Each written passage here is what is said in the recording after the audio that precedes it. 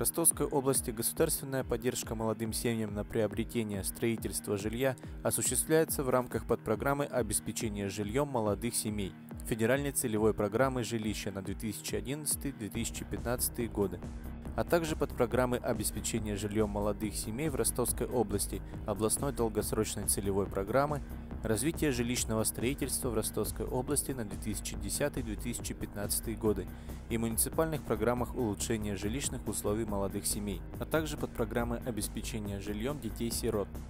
Более подробно о них рассказала заведующая сектором управления и реформирования жилищно-коммунального хозяйства Кравец Елена Викторовна.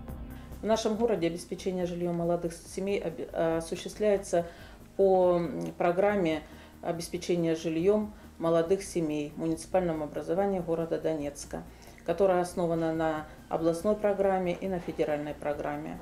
Государственная поддержка предоставляется в виде социальных выплат.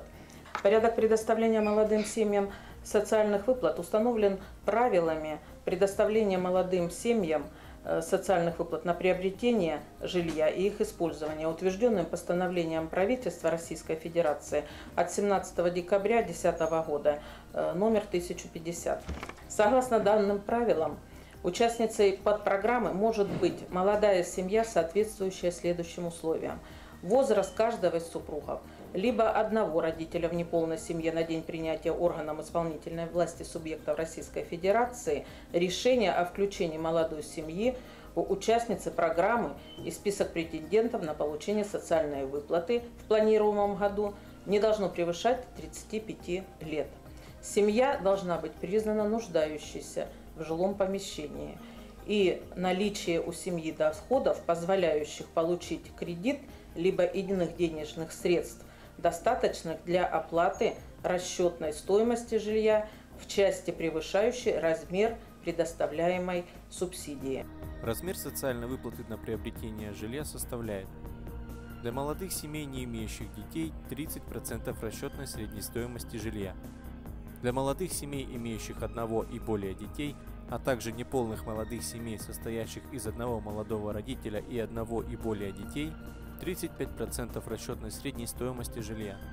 Размер общей площади жилого помещения, с учетом которой определяется размер социальной выплаты, составляет: для семьи численностью 2 человека, молодые супруги или один молодой родитель и ребенок, 42 квадратных метра; для семьи численностью 3 и более человек, включающих помимо молодых супругов одного и более детей, либо семьи, состоящие из одного молодого родителя и 2 и более детей, по 18 квадратных метров на каждого члена семьи. На сегодняшний день в городе у нас выделены размеры выплаты. В 2014 году 3 миллиона 757 тысяч рублей на 5 семей. Деньги у нас освоены своевременно, молодые семьи приобрели жилье, которое их устраивает. И в 2015 году 3 миллиона 958 тысяч рублей на 6 семей. Еще ожидаем до конца года еще дополнительно получить с федерального областного бюджета средства на приобретение жилья еще для одной молодой семьи. Это что касается молодых семей.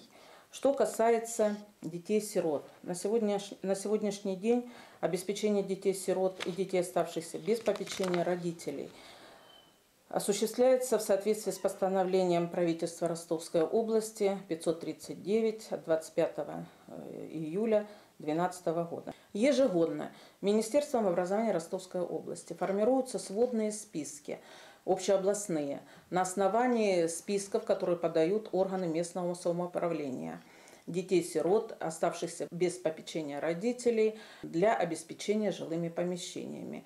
Согласовываются с Министерством строительства Ростовской области и утверждаются межведомственной областной комиссией Ростовской области.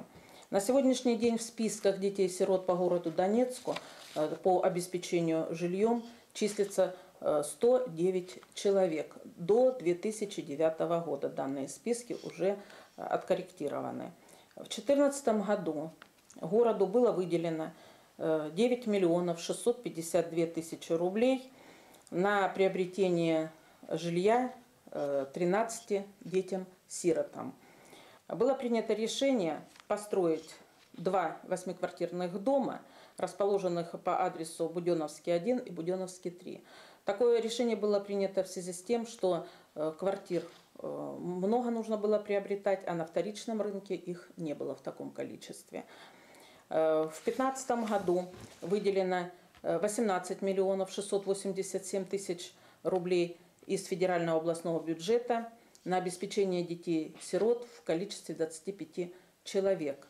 В настоящее время путем электронных аукционов мы уже приобрели 13 квартир на вторичном рынке. Сейчас оформляются документы для передачи детям-сиротам этих квартир. И в ближайшее время мы объявим еще дополнительно аукцион на 11 квартир. Учитывая социальное положение детей, мы стараемся приобретать на сегодняшний день квартиры в хорошем техническом состоянии. Наверное, каждый продавец, который нам продал квартиру, подтвердит, что их квартиры были отремонтированы на высшем качестве.